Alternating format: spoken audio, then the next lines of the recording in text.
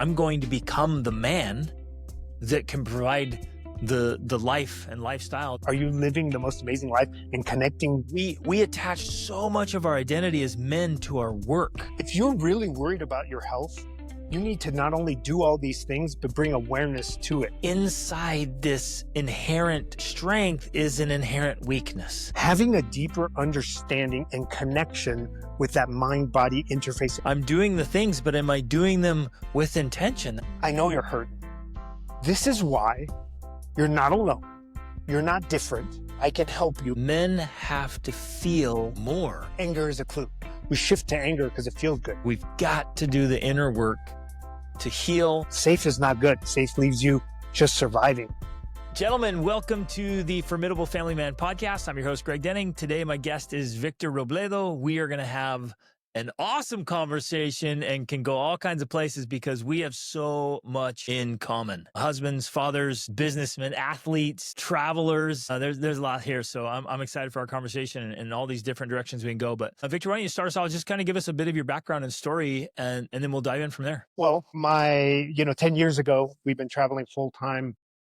10 years ago, Robin and I decided to sell off everything and start full-time travel. And now that is sort of the jump forward. I was born to two immigrants. I'm a first-generation American. I'm here in the United States. I'm an absolutely proud American. And everything I have, I can really thank for this country. Sometimes I joke and said the only time I would ever root against is if we're playing soccer. I usually root for Mexico. But other than that, the three, I was born and raised just a few, probably 10 miles from the border in Chula Vista. My parents immigrated across the U.S. border. My mom was 11. My dad was 5. They're actually both from Guadalajara, Mexico. Their families are. They did not know each other from when they first came across. They would work like many immigrant families across the border in the day, work, and then come back across. Back and forth every day. As immigrants, they taught us the value of hard work, and this is the place pursuing the American dream. Yeah. They met at San Diego High School and got married and proceeded to have, I'm the oldest of 4 kids. We grew up in a kind of rough area of San Diego. It didn't seem as rough. It always was an interesting thing as you have these moments in your life where you sort of lose that innocence and you realize, oh, we can't play outside. We have to go inside. But because of that and the area sort of changing and the demographics sort of changing, my parents worked really, really hard. Both of them worked full time. That created some challenges for us. I, in many regards, raised my younger siblings, but they sent us to Catholic school. I went Catholic school K through 12, going to an all boys high school as well. And that created some sanctuary from some of the challenges that we had, but not all of them. All of them.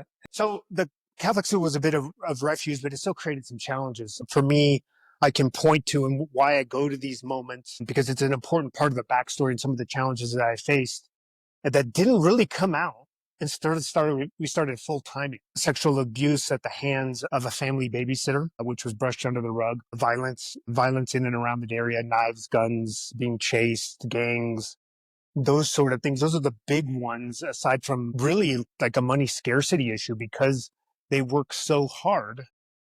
We were essentially poor in different regards because they needed to make sure we were safe in school. It really made things tight. And that poverty scarcity is what really created a challenge as we started our full-time travel. Believe it or not.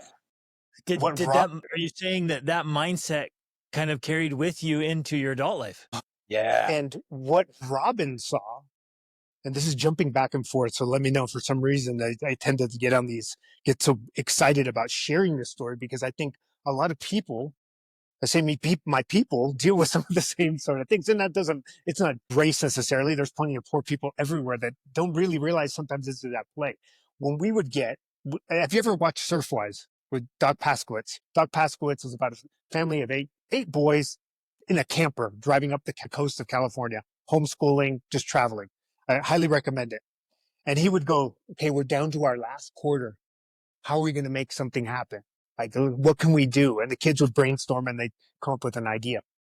And for me, coming from some scarcity, I was having all this negative talk while we were doing it. I felt lots of shame. First off, because I hadn't figured out how to make digital money, right? I had jumped from having a brick and mortar, which I'll get into. And it really rattled me because the concept of not being safe and secure, I know what it's like to things to get tight. And for Robin, it was like literally invigorated her. All right, problem solving. Let's figure it out. And I used to be like, well, I know what this is like. I can kind of tell you how this goes. This is frijoles and arroz and tortillas for the next 3 months. Yeah. And they get old fast. Man, that's old fast. Amazing that she had that kind of growth mindset of embracing challenge and leaning into it, because predominantly women, their greatest need is a sense of security and safety and certainty, which often comes from finances. That's fascinating. And you know what's fascinating about that is that through all that, I think where she got that is still in my anchor as a man. Yeah. I will never fail you. I will never stop. I get emotional with this. You know, there's a few times where we've run out of money trying to do this. And I'd be like, all right, well, I picked up a job at a moving company, or I'm working at Lowe's in the lumber department, lowest of lows. I have pictures of that where we're trying to live this full-time lifestyle. Like, we're out.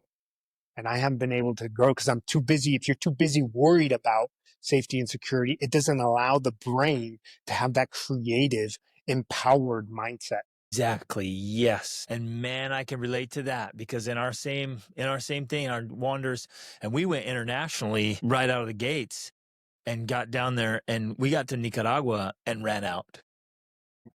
But like, we had all kinds of things going, different streams of income, things were well, that was the second time, because it happened the first time in Costa Rica in 2008, when we lost all of our real estate holdings, all of our stock market stuff, everything. And so I can relate to that, and just the weight and the pain and the frustration, and yes, the commitment, like, I will do whatever it takes. Exactly. And that ancient quote of, I'll either find a way or I will make one. Like, I had to embrace that and live by that. But man, those tough moments are brutal. Dark. Yeah. It's dark. And, you know, I had a business for 20 years. We owned and operated. I met Robin in college, and we have pictures of her. Today's actually an anniversary, not a wedding anniversary. We have a dating anniversary, because I remember vividly the date I said, will you be my girlfriend? I was 19. She was 17, 31 years today. Wow, and we're doing that's this. awesome. And we have pictures of a high school prom. She was still in high school when I started dating. I was in my first year at San Diego State. And I remember vividly, you know, we started to really do things in a way where it's like, we want a life this way. We're going to do everything the right way. We didn't do any sowing of the oats where we're like traveling the world. So we saw zero. To me, I had seen Disneyland. I had zero camping experience. And here I was living this full-time RV. But when I owned the business in Coronado for 20 years, I literally took such personal pride. Like, here's the bacon, baby. Here's the bacon. And it was tangible. I could touch it. In the end, we have 5 children. You know what it's like? It's like, there's rules and everything you follow, but there's always going to be someone a little upset, and you're having to okay, we're just going to be upset for a little bit because I can't get to it this moment. And because of that, we had to divide and conquer. We did it all together. 97 to 2017, we closed the doors, 20 years. And it was very difficult for me. I hopped on a plane in many ways like you. When we first started our full-time travel, we packed up backpacks with 5 kids and we flew to Norway. And it was the first time I hadn't worked like a full-time gig job since I was 17, 18. Wow. And so a vacuum happened. Like, who am I without getting up and going to work? Exactly. Yeah. It's even an identity process. It's like, my God, we attach so much of our identity as men to our work. And if we strip away that, like, what's left? Like, yeah, where's the identity piece? I love that. Keep going. And the challenge with it for me was, I love my parents. They did the best I could to raise me, but I never have had a relationship with my dad. They're still together. With my dad, he was working as a pipe welder in the shipyard. It's one of the toughest jobs ever. It's feast or famine. And so I didn't have anyone that I could reach out to. And I just suffered in silence. And I'm like, I got to work this out. I went in within. Okay. The ethic associated with my background in exercise and ethic in sports is like, I will persist to the point that a few times Robin's like, you're familiar with the Camino de Santiago? Oh yeah. She's like, I have the kids. Go figure yourself out. Yeah. And I Wow. was like, Okay. but So go ahead. it was affecting, I just want to point this out. Like, it was clearly affecting your relationships and the whole dynamic. Like, it was affecting the family. Yes, a lot. And this is why I think I want to share it, because I knew first off, when we came into full timing, I wanted a different life for my children. And I knew at root level how hard it would be for me. But again, coming with a value system, like I can persist and endure more than the average. I've endured abuses. I've endured violence in the home. I've endured alcoholism, things like that. Those are challenges that I've seen and faced. I will endure for my children so they have a different life that doesn't look like copy, paste, copy, paste, copy, paste. But I had no idea how many programs I had running of my childhood that I would have to face. And so that 6 months. Yes, man. So spot on. And so, I want to add a little emphasis here because that's so good. Well, to two pieces. One, giving our children a completely different lifestyle experience. Exposure is one of the greatest things we can do for ourselves or for our kids, and just showing them what's out in the world and giving them a totally different life, a completely different chassis on which to build their lives is priceless. And I'm 100% all about that. I yeah, love I can imagine. And then the second piece is, well, in order to do that, as a husband, as a father, as a provider, as a protector, man, I got to face all my stuff. I have to work harder on myself than I do on anything else. I've got to do the inner work to make sure I can show up for the outer work. So it's this awesome thing. And I think it's a great thing for husbands and fathers to face. Like, I want to give so much more life to my wife and children. And in order for me to do that, I have to face my own problems, my own weaknesses, whatever it is. Like, for each man, it's different. My own fears, my own insecurities, whatever it is. Like, I just love that connection. I don't even know if I'm articulating it well enough. Like, No. I want to give this to my children. I want to provide this opportunity for them. And in order to do that, I have to become a better man. Yeah, 100%. And I have to say that at the moment, I'm not thinking Right. better man. At one point, that's a hindsight articulation right there. that's what I mean. It's like, because a lot, when you're in it, it feels like, I told Robin when we were traveling through Europe, I said, this first trip, and now we've been traveling full time since 2015. Like, I told her, I go, this trip might kill me. There's something going on. I can't point to it. Now, going back to some trauma, I had never actually dealt with any of it. That Robin didn't even know the depths of the things that I experienced, because a good boy does not talk about those things. A good boy does not show emotion. Like, I was the oldest of four, and a good portion of that, my younger siblings were visibly suffering. I was suffering on the inside, but I was coached and said, like, hey, can you keep it together? Can you not? And when I would show emotion or try to, like, hey, I need help, like, hey, like, a good boy isn't upset. And so that was another program, is like, I internalized and pushed them to the depths of my soul. Whereas, like, and then all of a sudden you're standing at a fjord in Norway going, why do I feel so empty? Yeah, all this coming up. Yep. Wow. And so the most powerful thing that I can tell people, because I think travel and adventure, I'm now to the point where with clients, I go, okay, what's your travel and adventure? And they say, well, I want to get some R&R in Hawaii. Nope. That doesn't count. I need you outside the box. And they go, well, why? Because outside the box is where you uncover that which you are potentially have held down.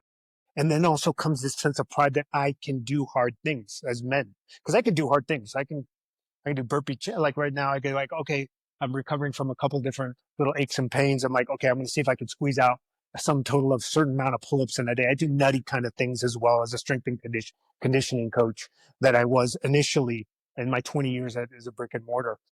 But sometimes we don't lean into the stuff that's hard. We lean into our strengths. Right. And to me, an example of this, very stark example of this, is I'm great on a bike because I grew up on a bike. It's natural.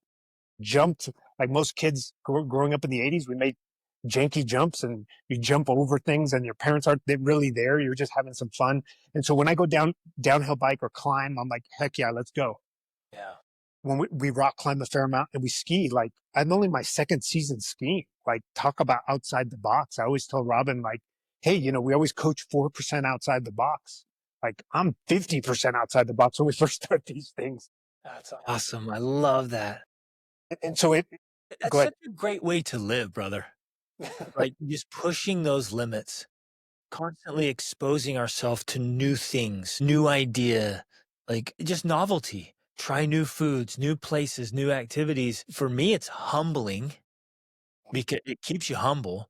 If I Yeah. only do what I'm good at because I'm afraid of sucking before you succeed, right? If I'm afraid of looking like a failure, if I'm afraid of not being good at something, and so I stay in one little thing, it's just I'm limiting myself.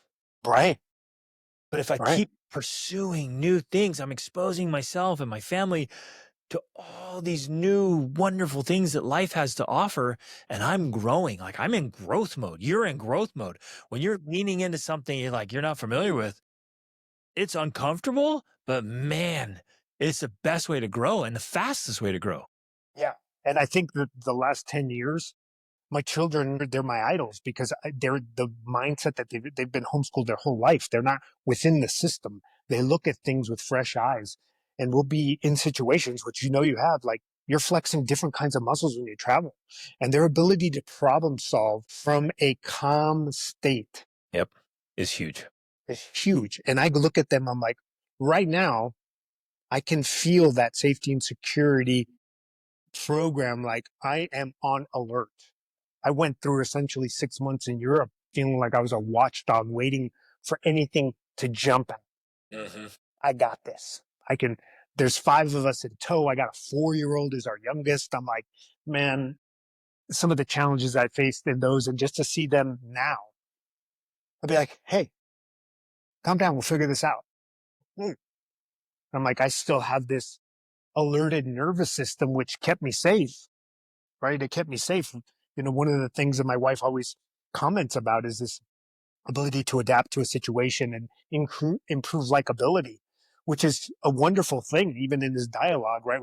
We can connect deeply, but it's deeper than just what I'm about to allude to. That chameleon, I go, well, if that guy doesn't like you, or if you can get him to like you, he's not going to stab you in the back. And when you grow up in a rough neighborhood, to know how to blend and make sure you chameleonize. But in there created some challenges for me to always like trying to adapt as opposed to just being me. And so my kids have literally been at the forefront of seeing their dad go doing hard work. And I'm also very aware that they go, you won't see me quit ever, Beautiful. ever. It's modeling right in front of them, leading from the front of how to work through challenge, how to solve problems, how to grow like a man. Yeah. Yeah. And I wish I could be at the level where their consciousness, their being, their creative potential. But as I've shared, like, oh yeah, for me, Nicaragua, that's like Tijuana. Like, I know I've been to, we had family that lived there. You know what it's like to smell trash, right? Even when I say that, you probably go, oh yeah, I know Yeah, what it's like. And exactly. it's so traveling to these places, I knew, like, I always had memories of that. And it created them because for them, they saw that and would see happiness levels off the chart. Well, they have nothing, because we've been to Nicaragua as well too. And Bali is probably one of the most intense places we've been to show that, because they would be, and they're like running. These kids are 4 years old, 5 years old, no clothes, dirty, and they're still happy, happy, happy. And God, it puts just them seeing that, like, wait a second, how is that possible? Yeah. I have nothing. That's another lesson that travel has brought. But in that travel and through this journey, even as little as today, we're reflecting upon the states, the power of wanting and desire. Rob was a spearhead to do this. I knew I I don't really have it. I don't really have the capacity to do this, but I trust you, and I'll work my tail off to make this happen because I think it's valuable. I saw nothing more than a house. Julia, go ahead. Well, I love how you frame that up. You're like, she wants this. It's Yep. her dream. I want to support her. I don't currently have the capacity. Yep. But there's this and you probably didn't think like this. I didn't, and you probably didn't articulate till later, but then like, I don't currently have the capacity, but I'm going to cultivate and develop the capacity. Yeah. I'm going to be, and this is my commitment. I'm like, I'm going to become the man that can provide the life and lifestyle that my wife and children want and need. Yeah. 100%. I had as you travel full time, you always kind of draw other people that do the same thing. I have a gentleman when I first started. So we had our business for 20 years and then we'd travel for some time. Then I'd come back and work back with clients and then save and then travel again. And then, when we're starting to want to really truly full time and be digital, there was a sense of fear because I wanted to provide. I always wanted, there's a guarantee right here. It's this very small cup. And this gentleman that had traveled, he would do sort of outward bound, events with young adults. Mm-hmm. He said, look, Victor, he's like, because you're holding on to this pint, you can't grab the gallon. Man, I've known that for years and years and years. It was so difficult. And then obviously, it's what? It's terrifying. It's terrifying because I remember the same thing, setting down the pint and going, oh boy, here it's all over. It's like you feel it in your cells. You have the taste in your mouth changes. It's terrifying.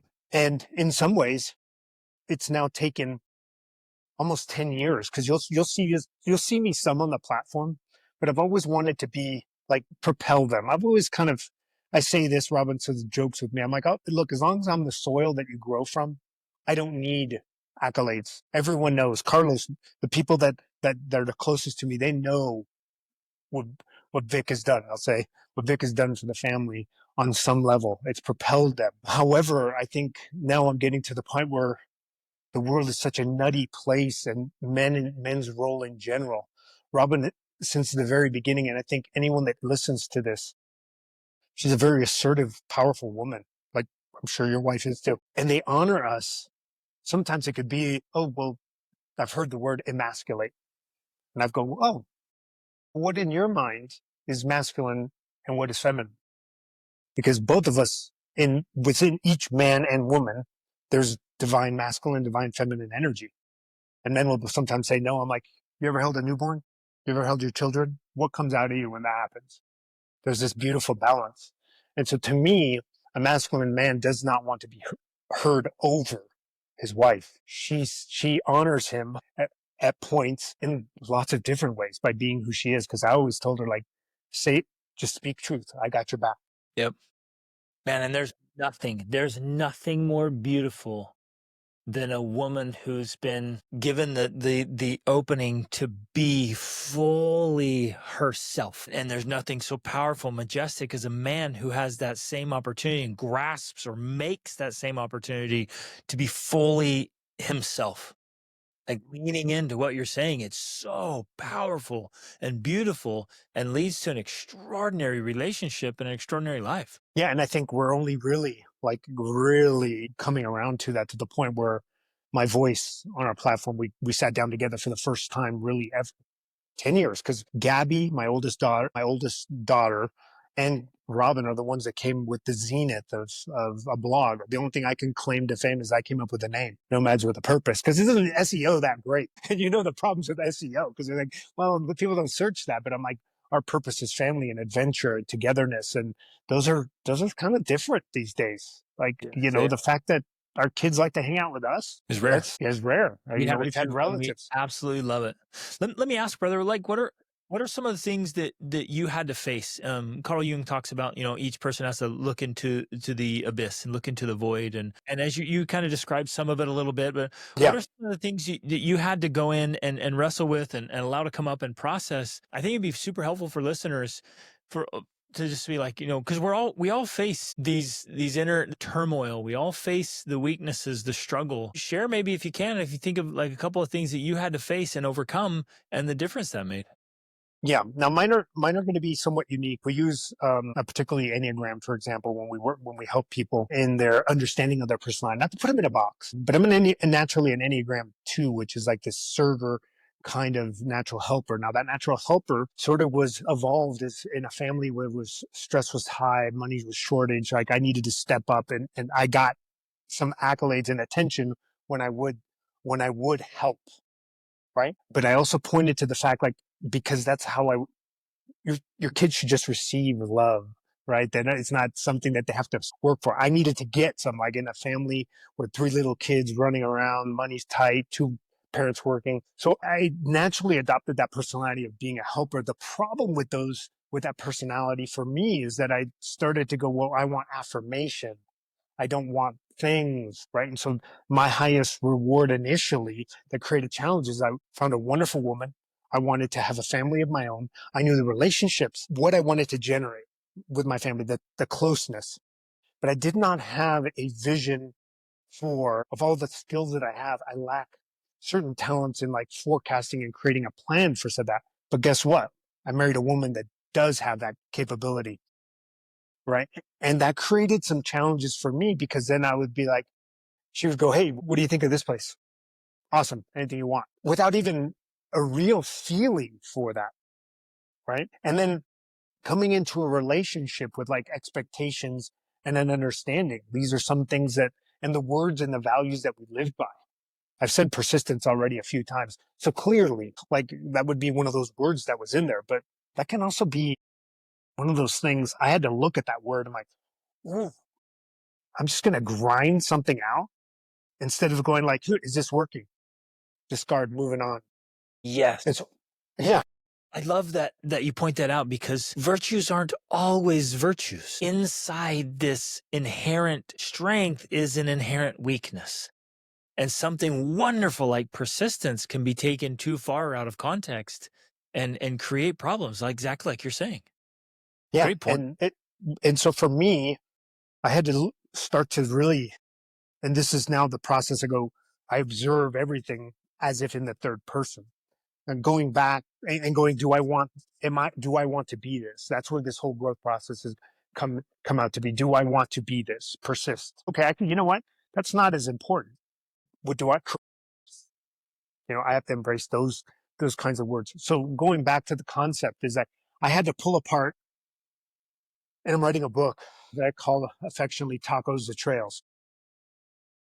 And it's about understanding those childhood programs. Like a good boy doesn't have feelings. A good boy hides his emotions. A good boy listens at all costs. A good boy doesn't want, because if you want and I can't provide for you, that hurts me. So, hey, can I have Nikes like everyone else? Well, my mom tells a story. Oh, si tengo cuatro pesetas, if I have 4 quarters and there's four of you, how does that work? Okay, mom, 25. And so what that does is it leaves a mark of limitation. Now, again, I have a roof over my head. I never starved. However, I can now observe those programs and I go, oh, this is what limited my ability to grow our platform because I felt limited. I must take. The other thing is money is scarce. I remember at the peak of our business, I approached my wonderful parents, both of them at the same time, busting at the seams.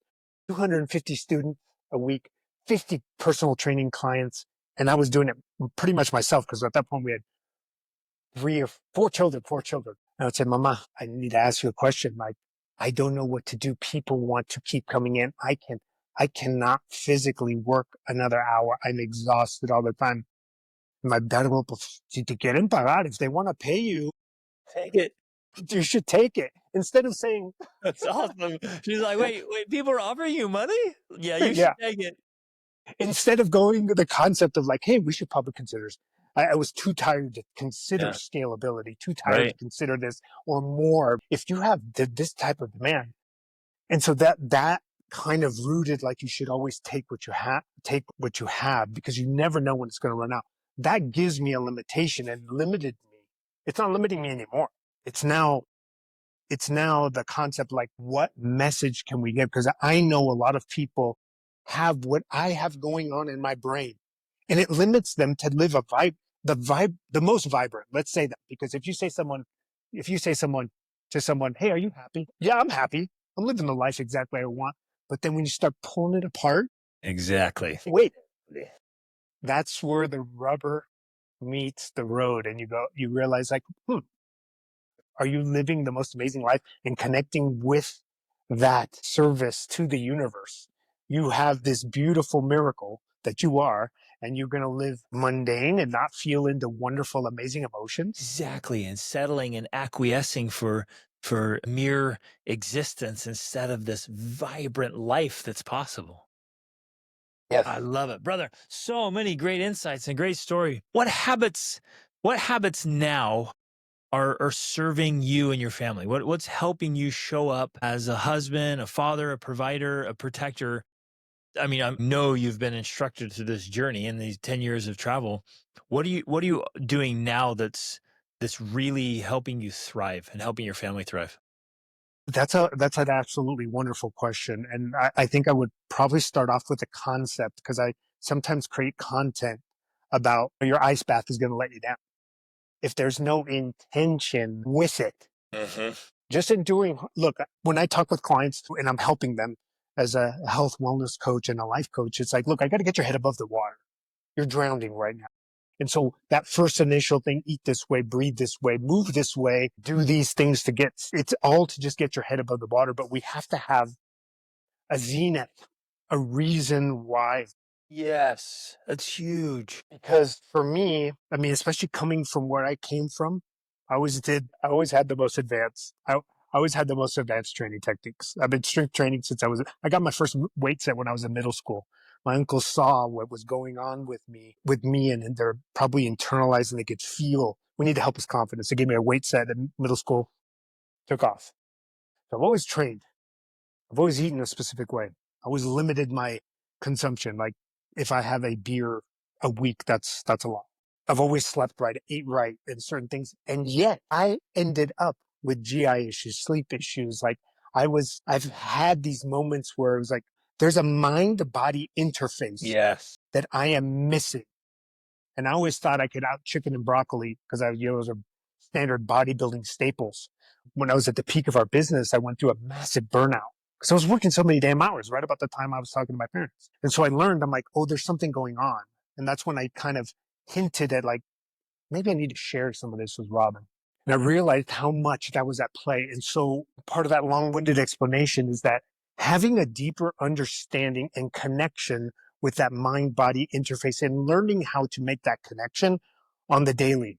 I have to tell you that to this moment, every hour, I must check in, because I know how powerful my programming was. I check in like, who am I? Am I being the person that's going to be successfully lead this family? Because I got so much stuff in the background that my wiring is set to always pick up. That's part of the reason I have these in my ears. Yes, it's powerful. Because if I hear a noise, my amygdala says there's someone coming into your house, because I've literally had that happen.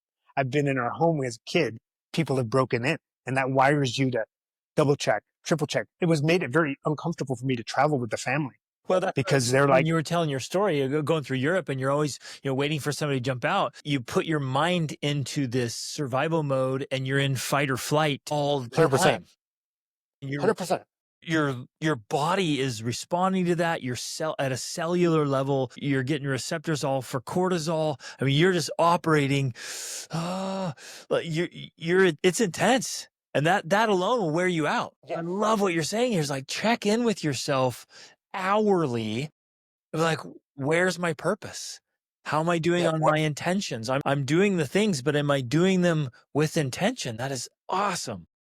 And my nervous system essentially is naturally easily hijacked. It makes me really good at combat sports. Makes me really good wrestler. I've been practicing jiu-jitsu for 14 years. Carlos is a great training partner. Practicing out of San Diego. They've taken it to deep water. However, I always tell people this is like, you can't be in that state 24/7. You have to learn to go from fourth gear down to first gear. Yeah.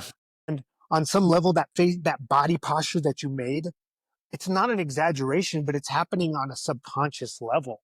And so the better and more advanced way I tell people if you're really worried about your health, you need to not only do all these things, but bring awareness to it. And this is the hard part sometimes for guys, because I go breathwork, meditation, and journaling, which are like, wow, Vic, please don't tell me to do that. Please don't tell me. I'm like, do you care about your health? Exactly. And so the breath work to me was a critical component. I did my first deep breath work dive about COVID, because I could feel it in my cells. Like there was a rattling, right? Everyone's travel blog, everyone's like capacity, the ability to travel everywhere. It was just so uncomfortable. And I had to persist behind closed doors, cover blinds. I'm going to work. I will not provide. Had a few moments where people are like, hey, I can arrest you. I'm like, you can give me $100. That's how much it costs to feed my family and take care of it. I will happily close this door. But I promise you, I was deemed unnecessary, right? As a trainer or a coach. Right.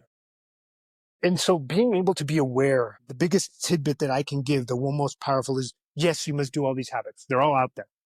All the biohacking is certainly valid, but bring in an awareness to, just like Carl Jung, an understanding of the self on a deeper level. Yeah. How you commune with that, whether it's yoga, I teach yoga, qigong, breath work, deep holotropic breath work, inner child work. Everyone's a little bit different. I have some men that struggle with anxiety so much. I'm like, all right, well, we're going to move. We're going to move limbs, because you can't sit in that.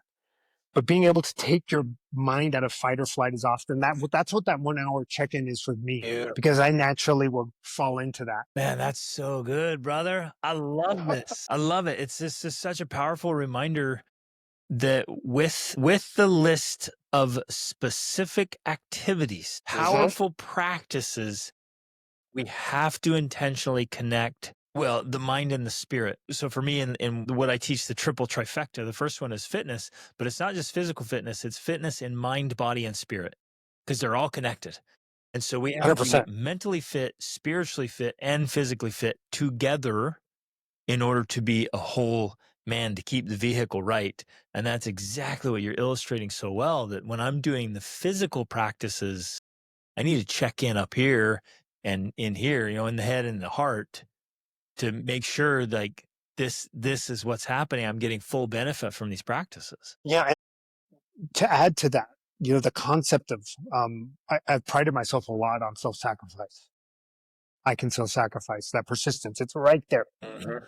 And through this travels, I realize that can only be done to a certain extent. Now, I'm someone that I will never not get a workout. I will never not do my best to eat in a specific way. I will never not take care of my aerobic conditioning. I can go, the list goes on and on based on my background. You guys can get that. However, I was damaging myself on a deeper part, because not reaching into like what matters actually to me in life and my experiences. I tell the story often that Robin has literally grabbed me by the shoulders, and like, I knew there was some problems, because she would say, hey, where do you want to go eat?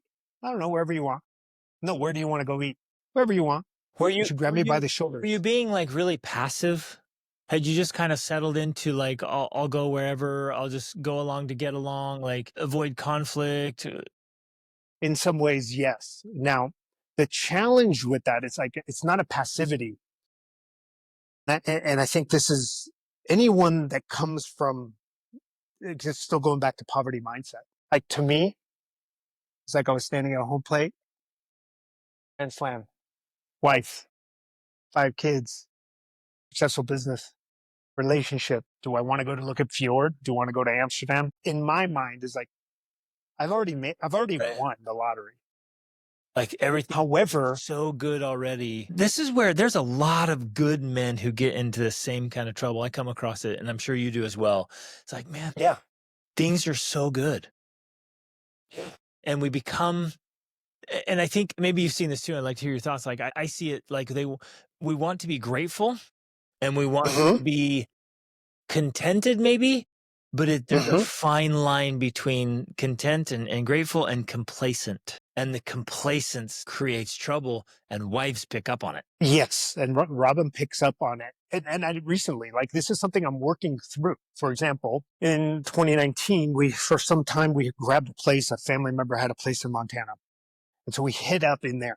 Like, okay, we're going to grab a place and just kind of hat on, see what happens. And I proceeded to try to work with my clients all digitally. It was nerve wracking because I thought, I'm not going to be able to provide the quality. Of course I did. I don't know why I didn't think. I've been doing this 30 years. I can tell people, like, I don't even need to see your legs when you squat. I can see what you're doing with your head and neck to know what your legs are doing. That's how many years I've been watching it. And so when I would do that, they all proceeded to go skiing. So they have a lot. Since 2019, they were skiing multiple times a week. I'm way behind. I've never even learned. So this weekend, for example, these are challenges this is real challenge that in the face of someone that has some of this worked out and working it out and sometimes lose it. Because I want to be candid. Like, this is a process. It's a long process to do it. Don't think you can snap your fingers. I know plenty of people that snap their fingers, but that might be what your soul is going to work through. Like, it's going to take a little while. So I went skiing, and they're amazing, amazing skiers. All my children and my two oldest daughters are snowboarders, and they're down the hill. I went to ski with them at Deer Valley this weekend, and here I am putting along. I got this gym to me, so I trained. I'm like, oh man, I'm going to sink my teeth into it. I'm going to train a little bit harder. I can instantly feel as I go down the first run, I'm like, oh, yeah, I overtrained this week. I can feel the depth of fatigue in my legs. Oh, man. You do leg day and then you hit the slopes. You pay for it. Yeah. But that's not all that happened. I had to observe the psyche. I was like, you guys left me? How could you do that to me? You know what I've provided for you? Like, there's this whole subconscious dialogue that happens by the time to get around. Like, hey, you guys ski like 100 days a year. You couldn't hang with your old man. Like, you couldn't hang with the guy who was just this is my second season. So I'm doing great in many, but like still this dialogue, like the expectation. Yeah. And then I have to share that. First off, men have to share that. My expectations for you to hang with me a little bit. And then they have a choice. Like, why would we do that? You're here for have your own expression, and we're here to have our own expression, and you should be just charged to charge. And I'm like, you're right. That's an immature thought process. And so being aware of those things, that complacency, and also going, like, part of the reason we got into MTB or into mountain biking was that Robin finally pushed me hard enough and was patient enough to go, what is it that you will be waking up about? Let's get this, let's get it, let's go get it done. Let's go. Like, well, let's start mountain biking. Done. Let's work our way towards that. And that they could kind of see me now in this other shift. And so I am the opposite, right? So we have men that face these challenges and give and give and give. We have to be the light, right? A man is always giving. To me, a good, healthy man, I always say, if you know you can just keep giving, that's how you know you're doing your self-work. If you feel like I don't giving again, yeah, I don't know what to give, you need to go do some other work. Exactly. Yes, yes, yes. That is huge. It is so huge and so hard.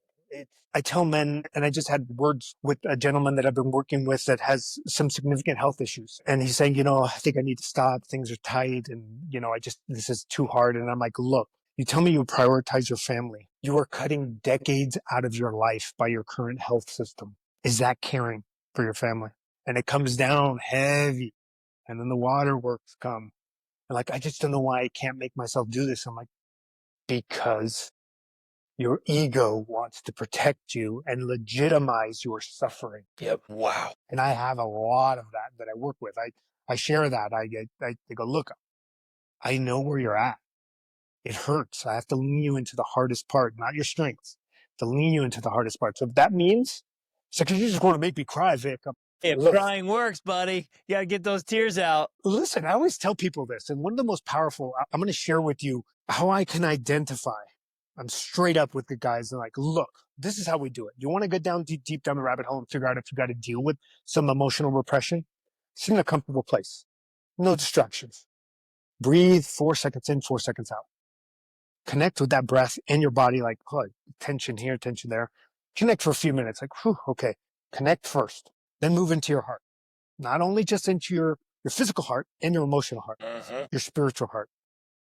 And I want you to sit in that darn place until you can elicit love, gratitude, and joy. And at first, when I guide them, they have a hard time. If I just say those words, you and I both know that you do this work. So it doesn't always happen. And then I go, remember your wedding. And then I say, okay, now remember the first time you've held your kids. And then Stephen's just talking about it. Because I can tap into that heart space and go, all right. Yeah, now I'm open. Now I'm ready to do work. Now that has nothing to do with feeling like less of a man. As a matter of fact, you'll feel like more of one ready. More of Now them. you've created bandwidth Absolutely. because you've let go and connected with a deeper part, right? The mask that we wear in society, they tell you never to feel that. Well, I can tell you where those guys are. I have 30 years of experience. Yep. We have to feel more. Men have to feel more and deliberately do what you're talking about there to spend time daily, I would say, maybe multiple times a day, getting into those places where we allow ourselves to feel, where we remind ourselves that we are feeling beings and that we tap it. That's, man, I love to teach that that's the power plant. Those feelings, that's the power plant. And so many good men are not connected to their power. And so they feel empty and they feel like they're dragging, they feel purposeless. Like, get into those feelings and feel them and let those feelings power you up, charge you so you have more to give. Yeah, I agree with that statement. And the other thing, the concept that I really I think is valuable is if we're talking about leadership and leading men, we know certain personality types. Hey, I want you to go eat that dirt. I want you to go do 100 burpees, and I want you to go crush your day. God, check. But we have a whole slew and a whole generation of men, sometimes say leading from the back, where you're just pulling up people, right? Like pulling up that bottom third that like we can have an amazing, powerful society if only we take the ones that are a little bit and be like, hey, I know you're hurting. This is why you're not alone. You're not different. I can help you. Let's deal with this. There's a path for you. I love David. I do. Like what his messages are powerful. But there's a whole slew of guys that'll just look at that and be like, that's cool for him. I got real stuff. And if you read his backstory, he's got some stuff. Mm-hmm. And I cried my way through that book too. It's extremely powerful to have these alphas that lead the way and can do that, lead the way. However, I think if we just look at each individual and realize that you're no different, you have stuff. Every one of us has stuff, and we can be the best possible version of ourselves. And it can be amazing, and you can live an amazing existence, whether that's travel. Because people do that all the time with Rob and I, and probably with you and your wife. Like, oh, that's good for you. I mean, we have people, you read my last name. They go, oh, that's white privilege. Yeah, like, that's really funny. That's really funny. I'm like, I yeah, do the same thing because I was like, my parents divorced early. Stepdads came and went. I left home at 16. Like, I was living in bad neighborhoods. Like wondering, literally, seriously wondering how I could get 25 cents to buy another package of ramen noodles, right? And they throw the white privilege thing, you know, not everyone can have the life you have, and you were born that way. I'm like, oh, no, you don't. you don't even No, you know. don't. Wow. No, you don't. Yeah. I mean, and those things leave a mark. And it looks like you've been able to face some of those coming from that. It can do one of two things, right? It can empower you. I'm never going to be that. But it can also limit you a little bit into highlight your capacity, your full, Mhm. right? Because I know I'm like, shit, I worked for a moving company for 6 months. I actually taught the guys, I'm like, this is how we get more tips. You want me to tell you? It's like, yeah. Like when you move a piece of furniture, make a comment, start a conversation with the owner. If we can, they think we're all hoodlums moving moving their stuff into here and we're going to steal something. If you can get them to gain trust, make a comment about that. That's a wonderful photo or a wonderful picture. All of a sudden it drops that intensity and No. you can kind of draw yourself in. It's so, man, it's so good. I loved hearing this. Thanks for sharing your stories and your practices, the things you coach, because you and I both had to process so many things. And I think all men do. We have to take whatever the background, whatever the mindset, whatever's going on, we have to take those things and process them.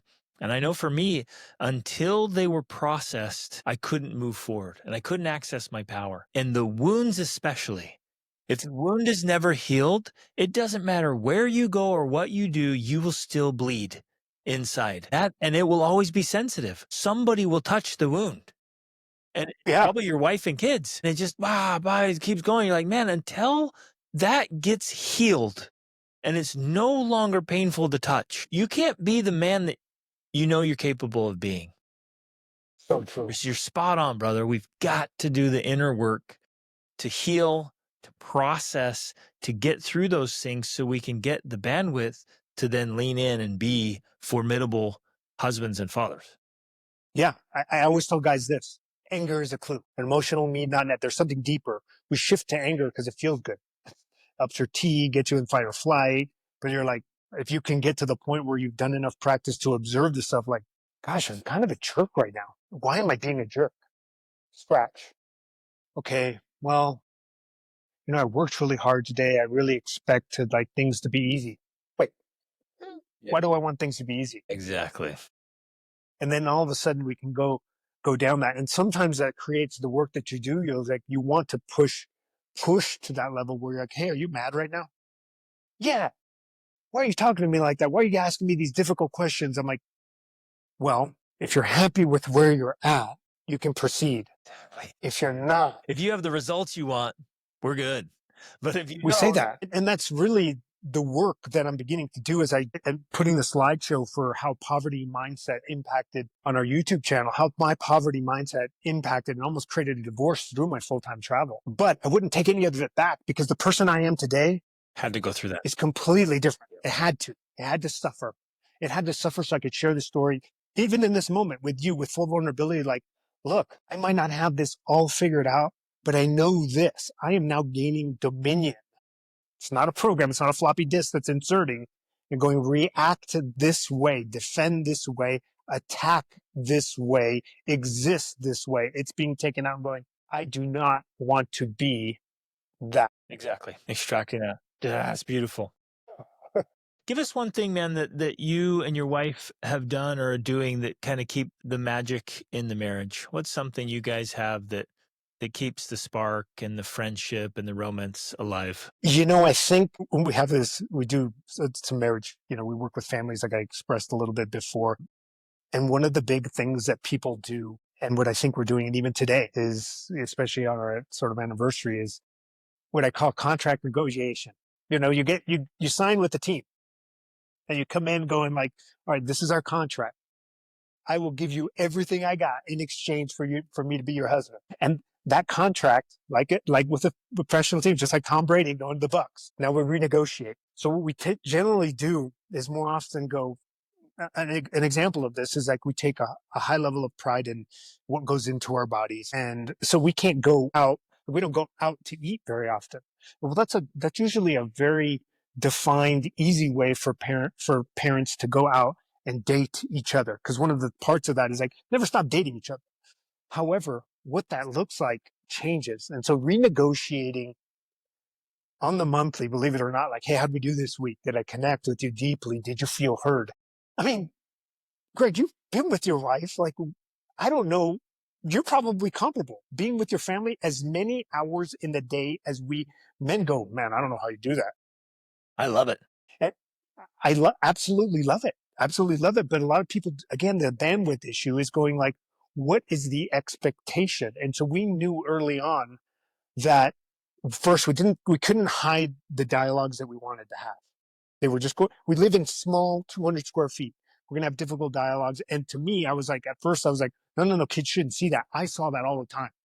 I saw yelling and screaming and slamming of doors and running away and moms crying. I'm like, I don't want to do that. And she's like, wait, it's like difficult dialogues doesn't necessarily mean that. It's negotiating those concepts. And so how we keep the passion alive is a redefinition on what that is that the other person needs. Like Robin always wants to feel heard.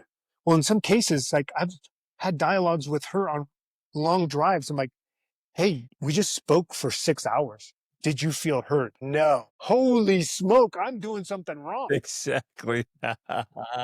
And how much trouble we get ourselves in if we assume without asking, man, we just talked for 6 hours. She feels heard. Yes. No, that's where we get into trouble right there. And so expectations, I think how I keep excitement, joy, and we do have our challenges. We still have it. We're building this. We made sometimes error, maybe benefit, of spreading wide, right? Isabel has her own content creation. Gabby has her own content creation. We have nomads. I have my coaching platform, and that's broad. And so in some challenges, we were like, oh, if we had unified this, well, we can't go back. If we had unified this, we had created that voice. That creates some challenges. But to point to the idea of having a unified, like, to me, what is amazing, what's hot, working side by side by my wife. Like every time I talk about a vision of our future and connecting with that, that is a massive, and we're in alignment on a good portion. I mean, she doesn't care if I bench press 350 again. What the heck does she care? She just wants a six pack. Exactly. So we don't have to align on everything, but a good portion, like, hey, I want to stand on a stage with you and I want to have an elaborate presentation that involves our children where they kind of weave in and go, now let me tell you what I saw from dad right now. And people laugh and they can kind of express like the journey so that people not only laugh, but cry and go, wow, that was hard.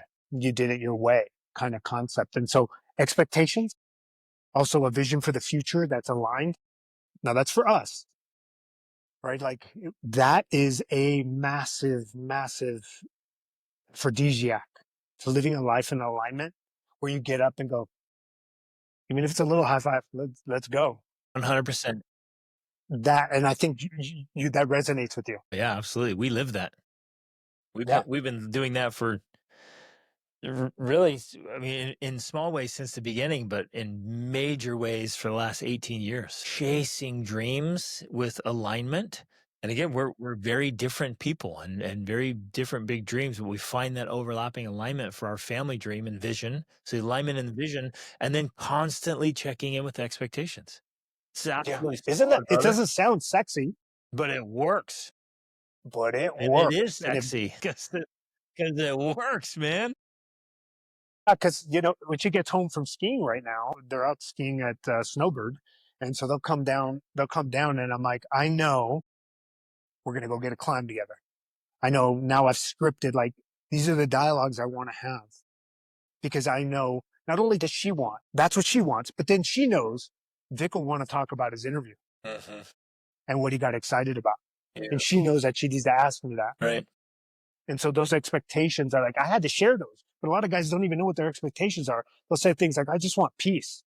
Damn, brother. I don't know if that's going to work. Peace can be an aloofness. My aloofness was another clue.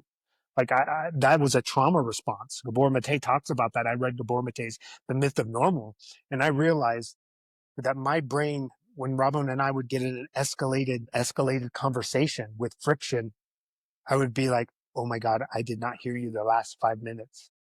And I love this person and I want to pay attention. But for some reason, my brain goes, so it just zones out as a defense mechanism for probably how I grew up. When you hear that friction, there's no other way. You can't escape physically, but you can escape the mind. Exactly. And so I only share all of these little things as they come up because I know a lot of the men that I struggle with, like they're just zone out. And like, it's not an accident, guys. If you need to walk, I will generally, when we have a heated conversation, I will walk and pace to stay focused so that my brain, I had to train myself to do that. I mean, that's a little. Yeah, it's beautiful. Yeah. Yeah, brother. So many great insights, man. This is fantastic. Thank you so much for sharing this. How can men connect with you and find you and what you guys are doing? Well, you can reach us across all platforms at Nomads with a Purpose to see our travel and movement. But if you're looking for a holistic approach to health, you can find me on Coach Victor Robledo on Instagram and across all other places. If you're looking and you're feeling like you just need a specific, I always take this, and everyone needs a certain person. They click and vibe. So I used to feel like I would keep secrets, and I'm like, oh no, I don't want to shift. And the reality is it takes all types, yourself, myself. The more of us that there are saying the same things, one person's not going to resonate with you. I have 3 people that are from my neck of the woods. It's clear that because of our backstory, our neighborhood, we share stories. Oh, do you remember that school? Yeah, I would run to that school. I'd always get jumped there. And then because of that helps them, like, okay, he did that. And so I think the more of us that are sharing these messages, the more powerful we get, and all different types of messages. Obviously, the work that you do, you have a massive impact on me. What you do and what your family does is lead me to, I can say hard things. I can speak truth, and people will still, because in the end, that the little boy who's like, just just lay low and you can glide by, you'll be safe. But wait, safe is not good. Safe leaves you just surviving. What kind of lifestyle? Exactly. Wow. I love it, brother. Fantastic. Sir, thank you. Thank you for Oh, thank you. sharing your message. Thank you for being the man you're being for your family, but for others, for serving and caring and making a difference. I'm right with you, sir. We need more men leading from the front, starting first and foremost with their marriages, their families, their children, and then reaching out to communities. And man, we can change the world by changing ourselves and changing our families and then changing our communities.